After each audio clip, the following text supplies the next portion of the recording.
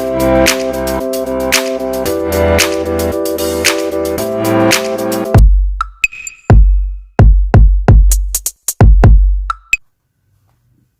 friends, welcome back to my YouTube channel. Its name is Pars Coaching Channel. This is our part 7th of chapter 11, 3-dimensional geometry. In the previous part, that is part 6 of chapter 11, we were completed the topic that is what is the image of the point and foot of perpendicular. Also check the coplanar or skew lines. If you still did not watch that video, then you can see the link on above I button. Click on that I button. You can easily get the part 6th. So now let's start. So today we are going to discuss in this video equations of planes. There are too many equations of plane. So one by one हम एक एक करके क्या है इनकी types को discuss करते रहेंगे. इनकी कुछ स्पेसिफिक पर्टिकुलर स्पेशलिटी होगी जिसके अकॉर्डिंग हम वही कंसेप्ट यूज़ करके उस इक्वेशन को कन्वर्ट कर सकते हैं. सबसे फर्स्ट है स्टैंडर्ड फॉर्म, नॉर्मल फॉर्म. तो इसमें क्या है, जैसे हमें पता है 3-dimensional ज्योमेट्री में हम कर रहे हैं, तो ये मैंने कुछ इस तरह से ड्रॉ कर लिया x y z, थोड़ी सी सीधी लाइन. कहते अगर आप यहाँ पे कोई प्लेन बना रहे हैं तो इस तरह से मैंने कुछ क्या प्लेन ड्रॉ कर लिया. आपकी बुक्स में कई बार ऐसे ही देख सकते हो कुछ इस तरह से ही प्लेन ड्रॉ किया होगा. तो इसमें कन्फ्यूज़न की बात नहीं, कैसे भी आप ड्रॉ कर सकते हो. कंसेप्ट को समझिए. To find the equation of a plane which is at a distance p. अब हमारा जो टॉपिक डिस्कस होगा वो प्लेन पे डिपेंड होगा. लाइन का टॉपिक हमने कंप्लीट कर लिया, अब प्लेन की बारी है. वैसे प्लेन होता क्या है, प्लेन एक्चुअल में एक ऐसा फिगर एक बोल दीजिए जिसपे कोई भी दो पॉइंट जो प्लेन पे लाइक करते हैं उनसे ज्वाइनिंग करके अगर कोई लाइन ड्रॉ हो रही है तो वो लाइन उसकी उसी फिगर में अगर लाइक कर रही है पूरी की पूरी, तब उसको बोलते हैं प्लेन. तो हमने वो इक्वेशन प्लेन निकालनी है जिसमें आपको क्या गिवन हो, distance p from the region. ये हमारा रीजन है. तो मतलब एक आपने डिस्टेंस p का रीजन से इस तरह से लेना है, वो क्या होगा, perpendicular to the unit vector N. मतलब यहाँ से मैंने एक परपेंडिकुलर ड्रॉ किया, ठीक है ना. इसको आप कोई भी नाम दे सकते हो, सपोज p दे लिया, ठीक है. यहाँ पे मैंने एक कोई a पॉइंट ले लिया. a कोई भी पॉइंट हो सकता है हमारे पास, इसको भी रीजन से हम ज्वाइन कर देते हैं. तो ओ ए को हम क्या लिख सकते हैं, जैसे ओ पी हमारा क्या होगा, N unit vector. Why, because given है कि जो भी ओरिजिन से हमने डिस्टेंस लेना है जो क्या होगा, परपेंडिकुलर होगा. तो ये हमारा परपेंडिकुलर है. इन दोनों को भी हम कनेक्ट कर देते हैं, ठीक है ना. तो हमें क्या पता चलता है, अगर हमारे पास ओरिजिन से कोई भी आपको परपेंडिकुलर डिस्टेंस गिवन है और वो जो डिस्टेंस है वो यूनिट वेक्टर होना चाहिए. क्या होना चाहिए, यूनिट वेक्टर होना चाहिए. देन हम इक्वेशन ऑफ प्लेन कैसे फाइंड करेंगे, देखिए हमने लिख लिया ओ रीजन है, पी किसका लेंथ है, परपेंडिकुलर का लेंथ है जो हमने ओ से ओ पी पे प्लेन पे ड्रॉ किया है. और जो एन है वो क्या, एक यूनिट वेक्टर है. Unit vector normal to the plane, जो प्लेन पे नॉर्मल होगा और ओरिजिन के क्या होगा, परपेंडिकुलर होगा. वो यूनिट वेक्टर हमने किस लिया, ओ से पी लिया है. अब ध्यान से देखिए, जो ओ पी है हमारा, ओ पी ये क्या है, एक यूनिट नॉर्मल वेक्टर है. वेक्टर क्या होता है, मैग्नीट्यूड इनटू डायरेक्शन, जिसकी एक डायरेक्शन होगी इनटू क्या होगा, इसका मैग्नीट्यूड होगा. तो हमने क्या लिया, अब ये ओ पी इसका जो है लेंथ कितना है, हमने इसका लेंथ अभी क्या लिया है, p. मतलब टोटल इसकी जो मैग्नीट्यूड वैल्यू है वो क्या है, p है. तो p इंटू एन कैप, ये क्या है, इसका एक डायरेक्शन गिवन है. तो डायरेक्शन इंटू मैग्नीट्यूड, ये प्रॉपर बन जाता है वेक्टर. तो हमने ओ पी क्या है हमारा, p इंटू एन कैप. ध्यान से जो p है, जैसे आपने क्वेश्चन नहीं किया था, आपको क्वेश्चन देते थे find the equation of line, find the equation of unit vector. एक आपको वेक्टर देते थे और साथ में उसका एक मैग्नीट्यूड देते थे. तो अब क्या करते थे, जो a वेक्टर था उसका पहले यूनिट वेक्टर फाइंड करते थे, इंटू जितने भी उसका मैग्नीट्यूड गिवन था उससे मल्टीप्लाई कर देते थे. तो वही बात यहाँ पे है, p इसका मैग्नीट्यूड लेंथ है, तो इसके साथ यूनिट वेक्टर को मल्टीप्लाई करेंगे तो ओ पी हमारा क्या है, एक यूनिट नॉर्मल वेक्टर बन जाएगा. अब हमने जो लिया है ए, तो जो ओ ए वेक्टर है उसे हम आर वेक्टर ले लेते हैं, ठीक है ना. ओ ए वेक्टर को हम क्या ले लेते हैं, आर वेक्टर ले लेते हैं. अब ध्यान से देखिए, जो हमारा ए पी है, ए पी एक परपेंडिकुलर, क्यों, हमने ओ से पी एक क्या है, परपेंडिकुलर ड्रॉ किया हुआ है. तो जो ए पी है एक तरह से ए पी वेक्टर, वो किसके, ओ पी के परपेंडिकुलर नहीं है. जो ए पी है इस ओ पी के क्या है, परपेंडिकुलर है।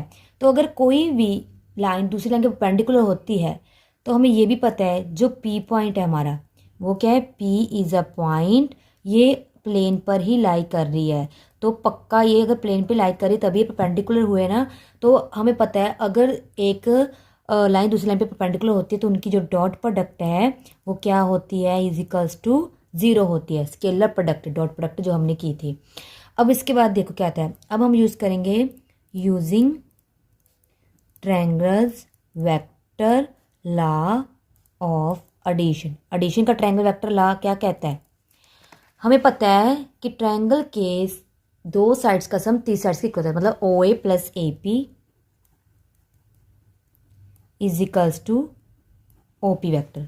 O A plus A P is equals to O P vector. अब हमें पता है ओ ए वैक्टर की वैल्यू हमारे पास क्या है, R vector, plus A P vector पता नहीं, और ओ पी वैक्टर की हमने अभी वैल्यू निकाली थी पी इंटू एन कैप। तो यहाँ पे लिख देंगे ए पी वैक्टर की वैल्यू क्या आ गई, R vector minus P N cap, ये आ गई। ठीक है, बट अभी हमने किया था इसको ना 1 मार्क कर लो। तो फ्रॉम 1 हमने किया था A P vector dot O P vector 0। A P vector की वैल्यू लिख दो R minus N, sorry P N. अब ओ पी वैक्टर क्या है, अभी हमने लिखा था O P vector.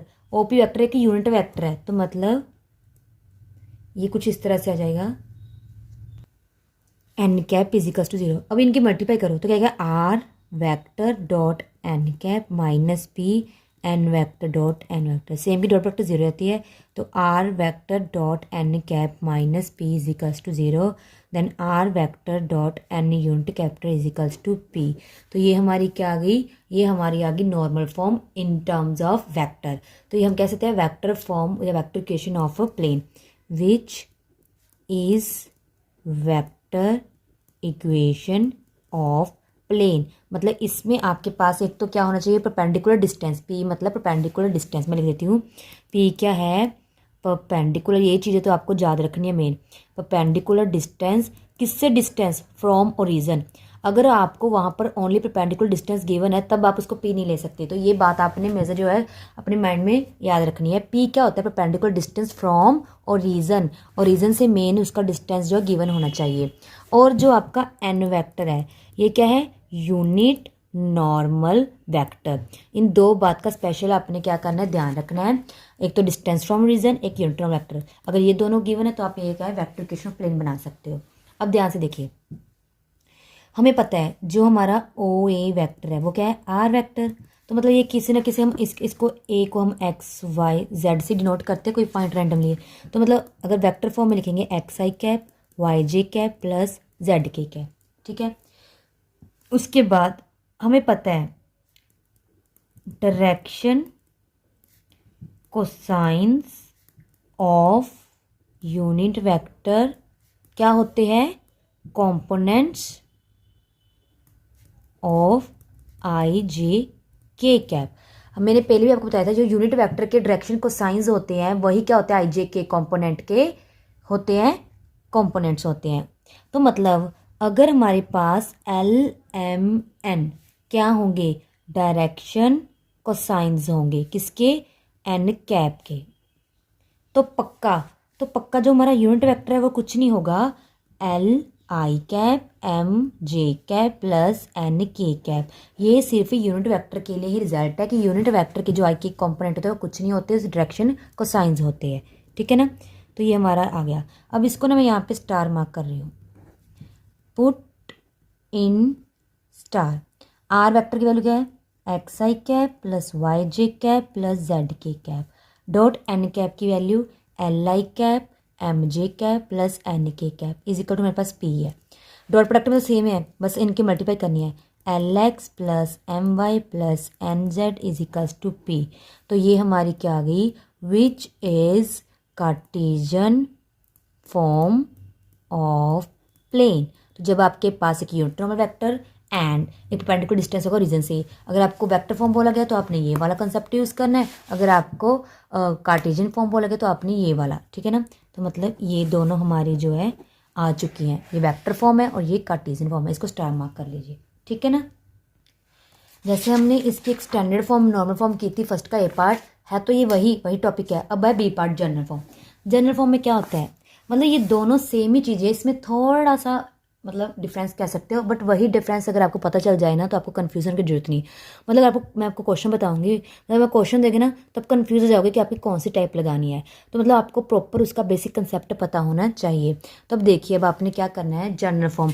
General form क्या होती है, are vector dot N vector is equals to, यहाँ पे हम बोल सकते हैं, एक बार आप पी ले लीजिए। देखो इसमें और इसमें, 1 मिनट वीडियो को पॉज करके आप डिफरेंस बताइए, ये और ये, ठीक है ना। एक्चुअल में यहाँ पे जो n है, यही सिर्फ एक क्या है हमारे पास, नॉर्मल वेक्टर है, only normal vector, not unit. और ये क्या है, एक ये जस्ट एक कांस्टेंट नंबर है और कुछ नहीं है। ये एक कांस्टेंट नंबर है, ये एक नॉर्मल वेक्टर है। अगर आपको इस तरह नॉर्मल फॉर्म में कन्वर्ट करना है तो हमारे पास यहाँ पे क्या होना चाहिए, एक यूनिट वेक्टर होना चाहिए। यूनिट वेक्टर बनाने के लिए हमें क्या करना पड़ता है, उसी वेक्टर को उसके मैग्नीट्यूड से हम क्या कर देते हैं, डिवाइड कर देते हैं। तो यहाँ पे क्या जाएगा, R vector dot N vector, नीचे एन वेक्टर का magnitude is equals to P N vector का मैग्नीट्यूड। तो मतलब आपने क्या करना होगा, अगर आपको सिंपल नॉर्मल वेक्टर गिवन है तो सबसे पहले आपने क्या करना होगा, उस नॉर्मल वेक्टर का आपने मैग्नीट्यूड फाइंड करना है और दोनों साइड उसको क्या कर देना है, डिवाइड कर देना है। तो ये आपको कंसेप्ट याद रखना है। अगर आपको सिंपल नॉर्मल वेक्टर गिवन हो या कांस्टेंट गिवन होता है यहाँ पे, तो आपने क्या करना है, उस एन वेक्टर को यूनिट वेक्टर में कन्वर्ट करना है। तो उसके लिए आपको दोनों साइड क्या करना है, उसके मैग्नीट्यूड से डिवाइड करना पड़ेगा। तो जो बन जाएगी हमारी, वो वही हमारी नॉर्मल फॉर्म बन जाएगी, ठीक है, ये होगी। सेकंड, जैसे एन वेक्टर यहाँ पे क्या है, एक सिंपल नॉर्मल वेक्टर है, तो यहाँ पे एन वेक्टर जो होगा इस तरह से होगा, ए I plus B J plus C के कैप, ठीक है ना। तो मतलब अब यहाँ पे जो नॉर्मल वेक्टर है, हमें पता है नॉर्मल वेक्टर के जो आई जे कॉम्पोनेंट होते हैं कुछ नहीं होते, डायरेक्शन रेशियो ही होते हैं। ओनली यूनिट वेक्टर के आई जे के कॉम्पोनेंट डायरेक्शन कोसाइंस होते हैं, ठीक है ना। तो ये N vector simple normal vector है, ठीक है ना। तो ये हमारा A I plus B J plus C K है। तो मतलब हमें पता है इसको यूनिट वेक्टर बनाने के लिए इसको हम ऐसे करते हैं ना, मतलब सेपरेट पार्ट आई जे के कॉम्पोनेंट को हमें इस तरह से, मैंने जैसे एक में एडजस्ट कर दिया, आपको कन्वर्ट करना पड़ेगा, ठीक है ना। तो आर वेक्टर तो हमें पता ही है क्या होता है, एक्स आई कैप प्लस वाई जे प्लस जेड के, ये आपका एन कैप है, इसको इसके साथ डॉट प्रोडक्ट करो तो आपका आंसर आ जाएगा, ठीक है। So let's start with the first question, find the vector equation of a plane. Vector equation plane की फाइंड करनी है। गिवन क्या है, which is at a distance of 6/√29 units from the origin. देखो डिस्टेंस गिवन है from the origin, मतलब ये पक्का परपेंडिकुलर डिस्टेंस होगा, क्या होगा, 6/√29। जब भी distance from the origin given मतलब पी है, सीधा बस पी लिख दो। अब उसके बाद क्या गिवन है, it's a normal vector from the region is this. ये हमें क्या गिवन है, नॉर्मल वेक्टर। मैंने अभी क्या बताया, नॉर्मल वेक्टर मतलब एन वेक्टर होता है, तो ये हमें एन वेक्टर गिवन है, 2i minus 3j plus 4k। अगर मैं आपको यहाँ पे ये ना बताती कि ये हमारा यूनिट वेक्टर का फॉर्मूला है और ये हमारा नॉर्मल वेक्टर का फॉर्मूला है, तो इसको कैसे कन्वर्ट करना होता है, तब आपने पता क्या करना था, डायरेक्ट इसको आपने इसमें ही यूज़ कर लेना था। बट आपको ये बात याद नहीं रखते कि यहाँ पे यूनिट जो है सबसे मेन वर्ड है, तो इसको यूनिट वेक्टर में कन्वर्ट करना पड़ेगा। अभी मैंने बोला था कि यूनिट वेक्टर कन्वर्ट करना, तो उसके लिए आपको क्या करना पड़ेगा, मैग्नीट्यूड फाइंड करना पड़ेगा। तो मैग्नीट्यूड की वैल्यू हम निकाल लेते हैं √29। तो हमें पता है जो एन यूनिट वेक्टर है वो क्या होता है, n vector over n vector का मैग्नीट्यूड। ये तो आपको आता ही होगा क्योंकि हमने पीछे वेक्टर जो किया है वेक्टर जैबरा उसमें अच्छे से किया हुआ है। तो अब हमारे पास ये बन गया unit normal vector. Unit normal vector भी मिल गया, परपेंडिकुलर डिस्टेंस भी है। तब हम क्या लिखेंगे, required equation of plane is क्या होती है, are vector dot N cap perpendicular distance. अब हमें आर वेक्टर तो पता नहीं, तो आर वेक्टर को ऐसे लिख देते हैं, एन यूनिट वेक्टर हमने फाइंड किया 2i minus 3j plus 4k over 29, P distance 6/√29 है। तो ये हमारे पास आ चुकी है। यहाँ पे मिस्टेक मत करना कहीं दोनों साइड्स √29 कैंसिल करवा दो। स्पेशल हमने ये यूनिट वेक्टर बनाने के लिए तो √29 नीचे डिवाइड किया है। अब नेक्स्ट टर्म आती है हमारी कार्टेशियन फॉर्म की। कार्टेशियन फॉर्म कुछ नहीं, आर वेक्टर क्या होता है, एक्स आई कैप प्लस वाई जे कैप प्लस जेड के कैप। तो इसकी डॉट प्रोडक्ट कर दो is equal to this, √29 cancel हो जाएगा। ये कार्टेशियन फॉर्म, ये रही वेक्टर फॉर्म, ये रही कार्टेशियन फॉर्म। बस आपने चेक करना है कि ये परपेंडिकुलर डिस्टेंस है, ये नॉर्मल वेक्टर क्या है, नॉर्मल यूनिट नॉर्मल वेक्टर है। अगर यूनिट नॉर्मल वेक्टर है तो आपने डायरेक्ट यहाँ से क्वेश्चन शुरू करना है, अगर नॉर्मल वेक्टर है तो आपने यहाँ से स्टार्टिंग करनी है। ठीक है friends. Next second type is one point form, मतलब जब आपके पास एक पॉइंट गिवन हो, equation of a plane passing through given point. जैसे हमने क्या किया, कोई ए पॉइंट लिया जिससे पास करा है परपेंडिकुलर टू गिवन वेक्टर, और वो क्या होगा, गिवन वेक्टर के क्या होगा, परपेंडिकुलर होगा। तो हमने यहाँ पे एक ए पॉइंट लिया, एक पी पॉइंट लिया, दोनों को क्या ओरिजिन से कनेक्ट कर दिया। ओ पी को हमने R1 वेक्टर ले लिया, ओ ए को हमने R वेक्टर ले लिया।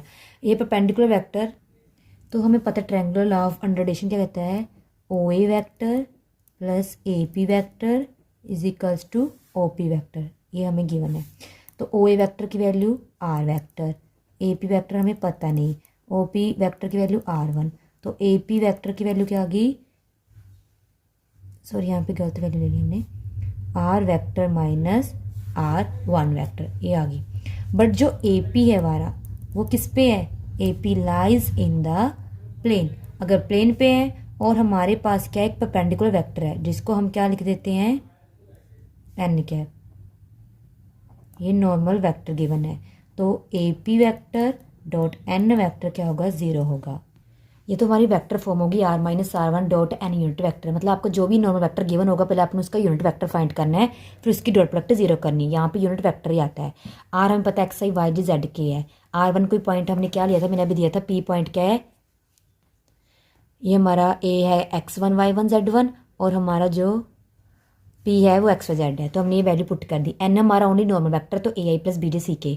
अब ये तीनों वैल्यू इस फॉर्मूले में पुट कर देते हैं, तो ये दोनों को माइनस करके ये आ जाएगा। डॉट में हमारा एन वेक्टर पड़ा है इज इक्वल्स टू 0। अब इन दोनों की डॉट प्रोडक्ट कर दो, तो ये बन जाएगी कुछ इस तरह से, A X minus X1 Y minus Y1 C Z minus Z1। यहाँ पे याद रखना जो X1 Y1 Z1 होगा वो आपका एक गिवन पॉइंट होगा, जो एक पॉइंट पक्का गिवन होगा। ए बी सी जो आपको परपेंडिकुलर वेक्टर गिवन होगा ना, उसकी डायरेक्शन रेशियो होगी, ओनली डायरेक्शन रेशियो। तो एक आपको परपेंडिकुलर वेक्टर के नॉर्मल वेक्टर के डायरेक्शन रेशियो चाहिए, दूसरा पॉइंट चाहिए। तो ये कार्टेशियन फॉर्म में पुट कर दो, या फिर आप यहाँ पे क्या पुट कर सकते हो, वेक्टर फॉर्म में। तो ये हमारी वन पॉइंट फॉर्म थी। So now question related with this type, find the vector equation of a plane passing through the point having position vector। देखो जिससे पास कर रहा होता है वो कौन सा हमारा पॉइंट होता है, वो हमारा पॉइंट होता है ओ ए, मतलब R1 वेक्टर। इसे आप ओ ए वेक्टर भी लिख सकते हो, इसे आप R1 वेक्टर भी लिख सकते हो। वो हमारा क्या है, 2i प्लस जे प्लस के। जब इसको ए पॉइंट लिख सकते हो 2 1 1। अब ये परपेंडिकुलर वेक्टर गिवन है। परपेंडिकुलर वेक्टर मतलब क्या होता है हमारा, एन वेक्टर, बिकॉज ये नॉर्मल वेक्टर होता है। ये क्या होता है हमारा 4i minus 2j plus 3k होता है। ठीक है ना। अब आपने इसकी वेक्टर इक्वेशन निकालनी है। वेक्टर इक्वेशन कहते हैं R-R1 dot N unit vector. तो पहले हम एन यूनिट वेक्टर निकाल देते हैं। तो ये हमने क्या यूनिट वेक्टर क्या है फाइंड कर लिया है। अब हम करेंगे vector equation of a plane. तो लिखो vector equation of plane is formula R-R1 vector dot N unit vector is equals to 0। Value put कर दो, तो ये वैल्यू पुट कर दी। अब R डॉट पहले ये लिख लो, R vector dot 4i minus 2j plus 3k over √29, फिर माइनस इन दोनों की डॉट प्रोडक्ट। तो हमने इन दोनों की डॉट प्रोडक्ट सॉल्व कर ली। √29 दोनों कैल्शियम लेके उधर 0 हो जाएगा। अभी यहाँ पे हमारा 9 बन जाएगा, उधर के पॉजिटिव 9 जाएगा। तो ये हमारी वेक्टर फॉर्म आ गई। वैसे क्वेश्चन में कार्टेशियन फॉर्म पूछनी है, मैं आपको करके बता देती हूँ। देखो कार्टेशियन इक्वेशन में पॉइंट चाहिए होता है और क्या चाहिए होता है, डायरेक्शन रेशियो। डायरेक्शन रेशियो जो कहता है इसे नॉर्मल वेक्टर के होता है 4 माइनस 2 3, और ये पॉइंट है। अब ये फॉर्मूला पर लिखिए, इसमें वैल्यू पुट कर दीजिए। तो इस फॉर्मूले में वैल्यू पुट कर दो। ये हमारा X1 Y1 Z1 है, ठीक है ना। और ये हमारा A B C, value put करो। मल्टीप्लाई करो, इक्वेशन को सॉल्व कर, तो ये कार्टेशियन फॉर्म, ये कार्टेशियन फॉर्म आ गई हमारी, ये वेक्टर फॉर्म। तो आज हमने इस पूरी वीडियो में हमने क्या किया है, equation of line normal form, इसका एक स्टैंडर्ड फॉर्म जनरल फॉर्म किया है। सेकंड, जब एक point of perpendicular vector normal vector given हो वो वाला किया है। इससे रिलेटेड जो क्वेश्चन हो गए वो मैं नेक्स्ट वीडियो में प्रैक्टिस क्वेश्चन के साथ दूंगी। So stay tuned for next video. And so आज के लिए इतने friends, thank you friends, bye.